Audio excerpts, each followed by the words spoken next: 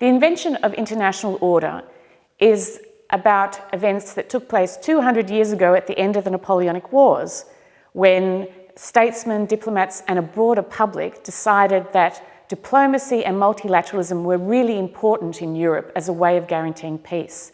And I argue that these events and these experiences are really important to how we understand the international order now. So this was a moment when the idea of politics between states, what we would call international politics, became a domain where one could discuss the rights of Jews, the abolition of the slave trade, and more generally, the importance of cooperation between European states.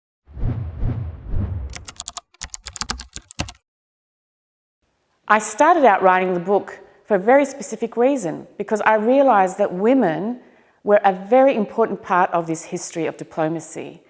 Until the early 19th century, ambassadrices, the wives of ambassadors, and women who were influential and well-connected, participated in these discussions about the politics between states, about the importance of liberal agendas. Women like Schuman actually articulated the most important liberal ideas that were taken up in the context of peacemaking at the end of the Napoleonic Wars. And yet we know nothing about them, because we assume that it's men that are diplomats and occupy this space. So an important aspect of the work was actually to go and find these women and understand what they thought international politics was for. And what I found was a really large segment of the public engaging in the politics between states and thinking that this international context was a really important part of their lives and how to change their lives.